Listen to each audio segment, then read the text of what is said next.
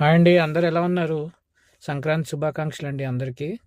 ఇప్పుడే భర్త మహాశయులకు విజ్ఞప్తి సినిమా చూసి వస్తున్నాను.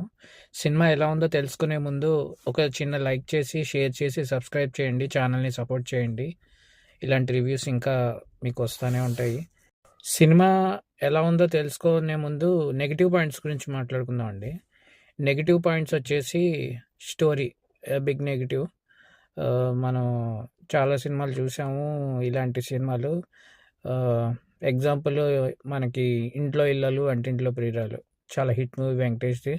సేమ్ అదే కాన్సెప్ట్, సినిమా మొత్తం అదే కాన్సెప్ట్తో రన్ అవుతూ ఉంటుంది. బిగ్ నెగిటివ్స్ వచ్చేసి క్లైమాక్స్ అండి. ఫస్ట్ హాఫ్ మొత్తం నెగిటివే, అసలు ఎలాంటి ఎంటర్టైన్మెంట్ ఉండదు. మనకైతే ఎక్కడ నవ్వు రాదు. వాళ్ళు నవ్వుకుంటూ ఉంటారు కానీ కొంతమంది, మనకైతే నవ్వు రాదు. రెండోది, సెకండ్ హాఫ్ కొంచెం బెటర్ అండి. ఫస్ట్ హాఫ్తో పోల్చుకుంటే సెకండ్ హాఫ్ కొంచెం ప్యాసబుల్, అంటే ఏదో టైంపాస్కి ఓకే. ఫస్ట్ హాఫ్ అయితే దారుణం అండి, అస్సలు బాగాలేదు. అసలు ఏం లేదు మూవీలో చెప్పాలంటే. సో సినిమా అయితే థియేటర్లో చూడకపోవడమే మంచిదండి. నాకు ఈ సినిమాలో అనిపించిన రెండు పాజిటివ్స్ అండి. ఆషికా రంగనాథ్ అండి, ఆషికా రంగనాథ్ స్క్రీన్ ప్రెజెన్స్, తన డ్యాన్స్ చాలా బాగుంది.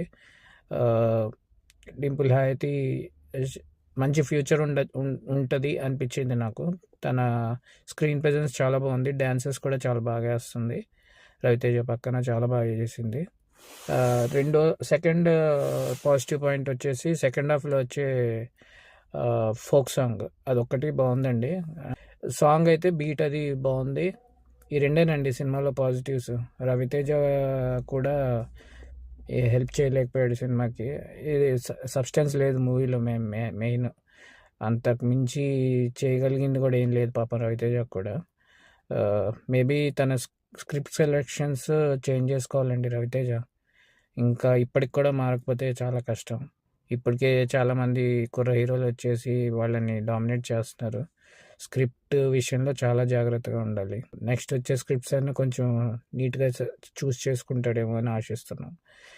అదండి ఈరోజు రివ్యూ.